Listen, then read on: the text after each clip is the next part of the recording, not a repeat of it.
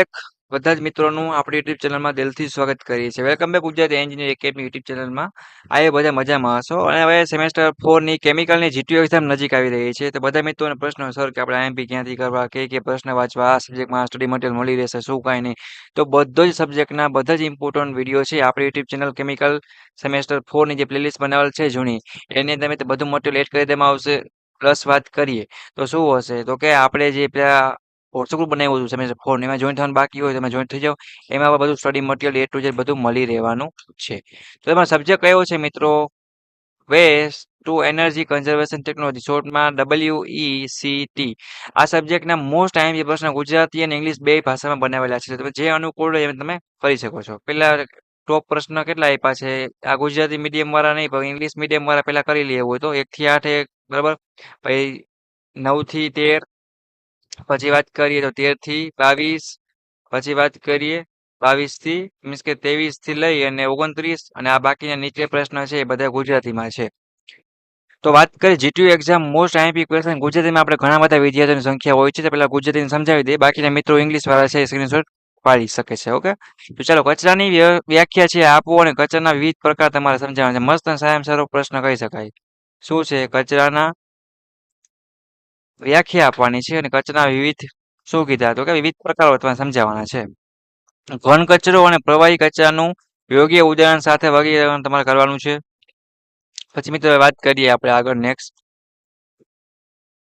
કે વિવિધ ઘન કચરો છે, વિવિધ ઘન કચરા અને પ્રવાહી કચરાની રચના છે ને એ તમારે સમજાવવાની છે. પછી વાત કરીએ ઘન પ્રવાહી અને વાયુમય કચરાના મહત્વપૂર્ણ ગુણવત્તા પરિણામો છે ને એ તમારે શું તો કે સમજાવવાના છે.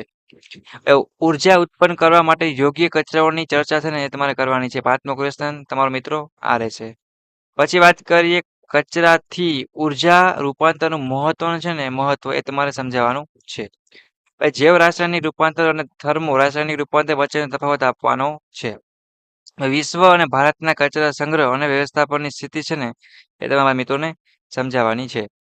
ભારતના કચરાની ઉર્જા રૂપાંતરની વર્તમાન સ્થિતિ અને ભવિષ્યની સંભાવનાની ચર્ચા કરવાની છે. પછી વાત કરીએ ઘન કચરાનું લક્ષણ નિર્ધારણ તમારે સમજાવવાનું છે. ઘન કચરાનું પ્રોક્સિમેટ વિશ્લેષણ અને અલ્ટિમેટ વિશ્લેષણ તમારે ખાસ કરીને સમજાવવાનું રહેશે. પછી વાત કરીએ પ્રવાહી કચરાના ભૌતિક રાસાયણિક અને જૈવિક લક્ષણો છે ને એ તમારે સમજાવવાના છે.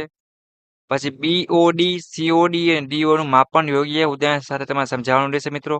દહનની વ્યાખ્યા આપો અને તેના લાભ તથા ગેરલાભ તમારે સમજાવવાના છે.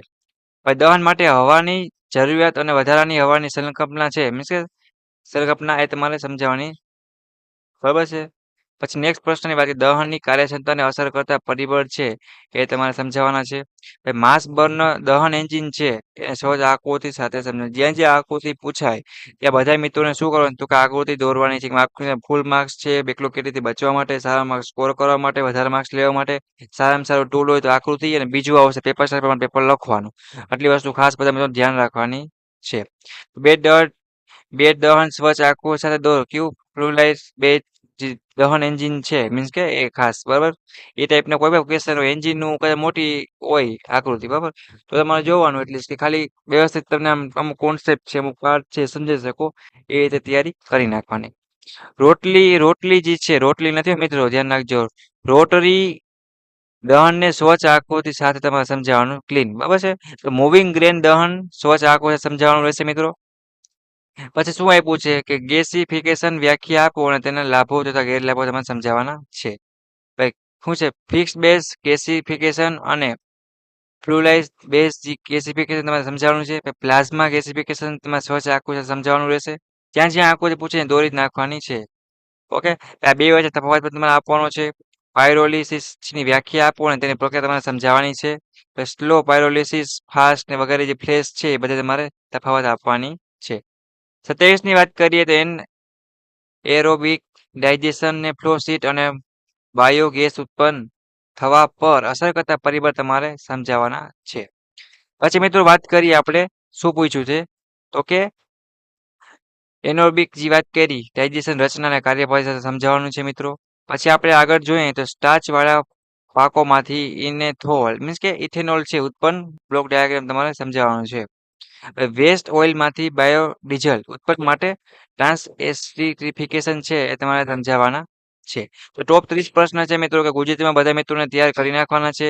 એના સિવાય કોઈને કાંઈ પણ ડાઉટ ક્વેરી ક્વેશ્ચન હોય પણ ચોક્કસપણે સમજાવવાનું રહેશે. ઓકે, અને આ સબ્જેક્ટમાં બધા મિત્રો પાસ થઈ જાય તો ટાઈમ મળે તો 3 જૂના જેના પેપર છે એ પણ તમારા સાથે સોલ્વ કરી નાખવાના છે. એના સિવાય કાંઈ પણ ક્યાંય અટકાવ છો ચોક્કસપણે તમે હેલ્પ માગી શકો છો. Okay, thank you for watching Gujarat engineering academy YouTube channel. Next મુલાકાત લેશે તમારા જીટીયુ એક્ઝામના આઈએમપી વિડીયો સાથે.